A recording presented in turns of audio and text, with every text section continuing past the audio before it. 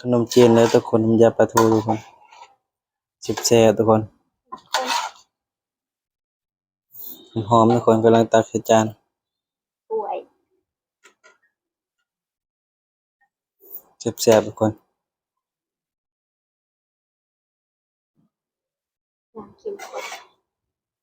ตอนต่อไปกันเลยกินขนมจีนนำกันเด้อทุกคนมียาปลาทูทุกคนใส่กะทิ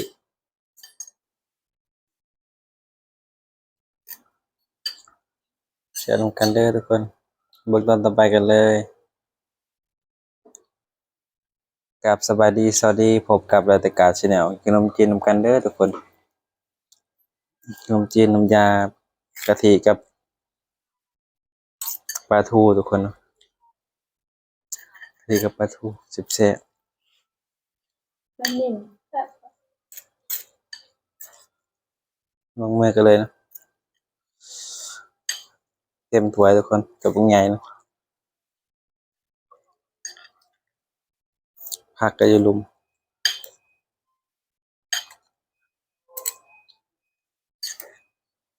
ซิมกันเลยทุกคนซิมลงมือกันเลยเนาะตอนเที่ยงทุกคนขนมจีนตอนเที่ยงแซ่บๆทำใหญ่ทุกคนแซ่บ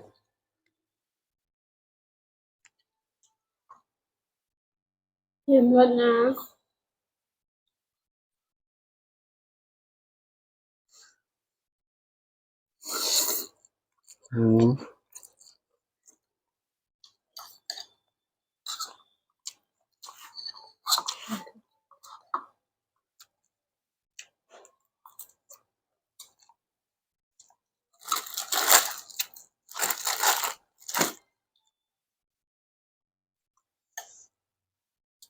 แซ่บๆทุกคนคำใหญ่นำกัน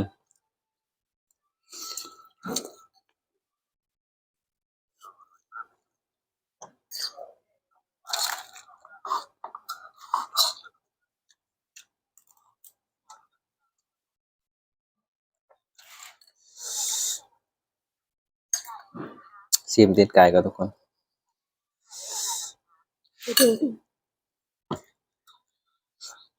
ว้า ไงจัง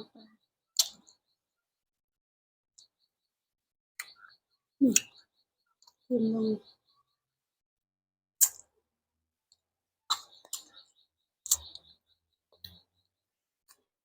เดินกินด้วย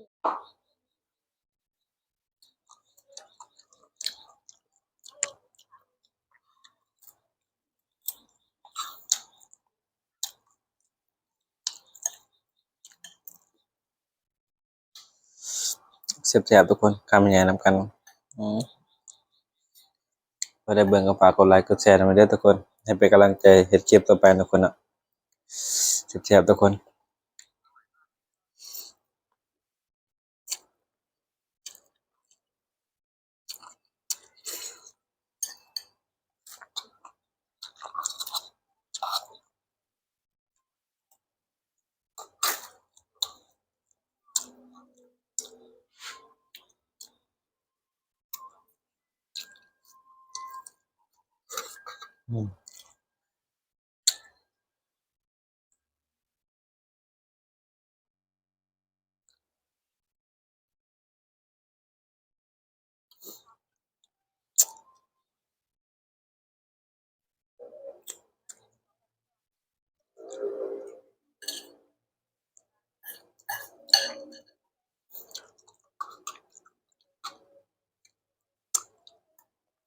แซ่บๆตีนไก่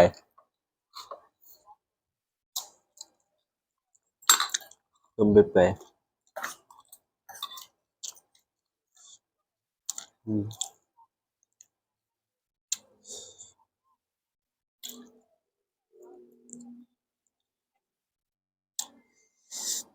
แซ่บๆนำกันเด้อทุกคน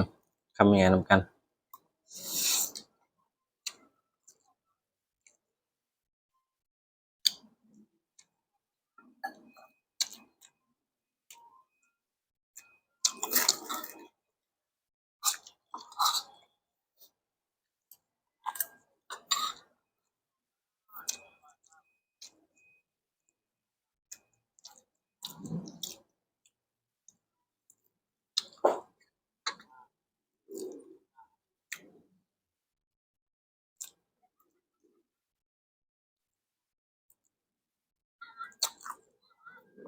เส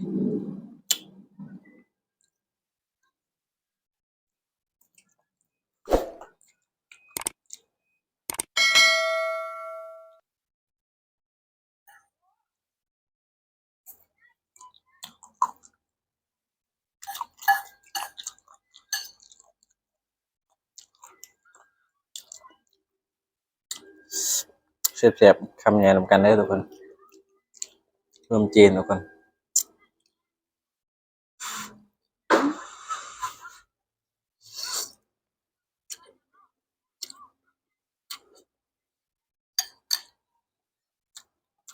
ยังมันหอนอยู่ก็เห็นแล้วก็นี่นะทุกคนกำลังมันหอนทุกคน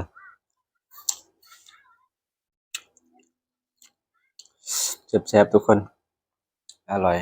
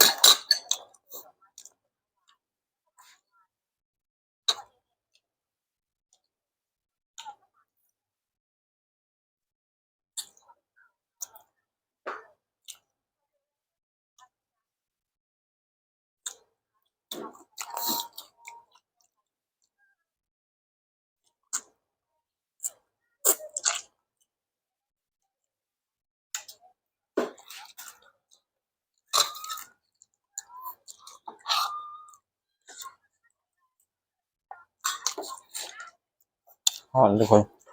หอนแล้วเลยอากาศก็หอนเนาะคือขนมจีนนำกันได้ทุกคนบ่ทั้งในทั้งต่างประเทศทุกคนบ่ฝั่งไทยและฝั่งลาวทุกคนแซ่บๆนำกันเด้อทุกคนข้าวเป็นไงทุกคนแซ่บๆ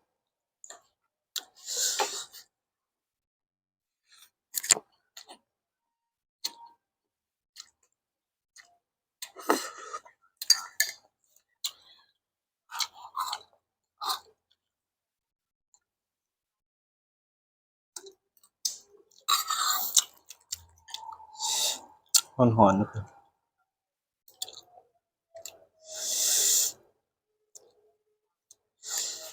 ข้าวเป็นไงทุกคนแซ่บๆนำกันเด้อแซ่บหลายทุกคนอร่อย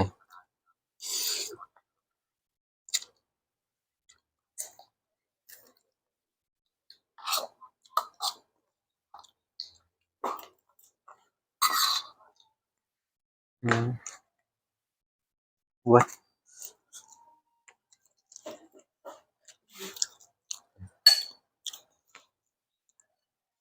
หอม หอนแล้วเลยอากาศก็หอนทุกคน เอ็ม ลึกเลย มั มัน นอากาศก็หอนน้ำจีนก็หอนตีนไก่ตีนใหญ่ๆทุกคนแซ่บๆทุกคนอืม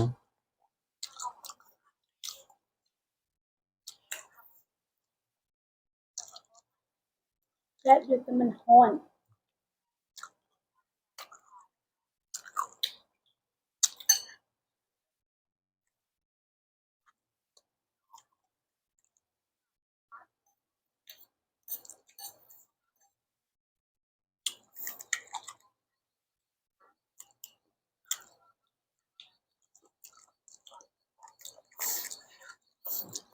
แซ่บๆทุกคนมันหอน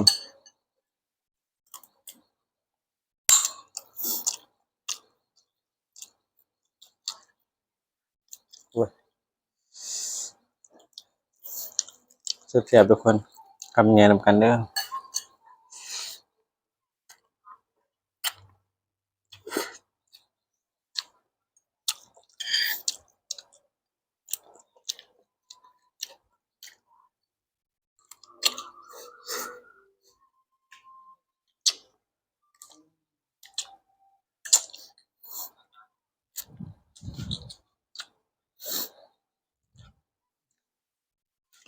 อืม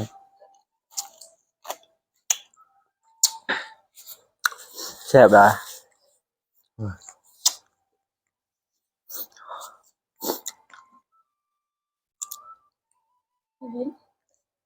ทิแบบเนี้ยจะเป็นแบบหวานกะทิบัว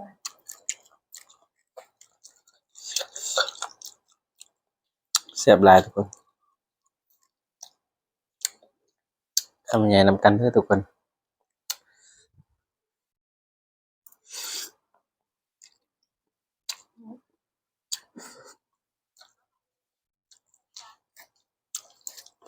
หอนคักเลยแกงกับข้าวหอน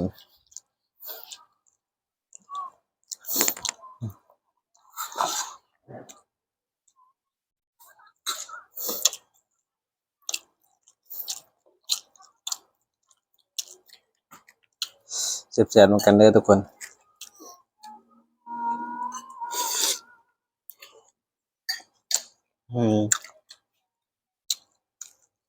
หอนขนาด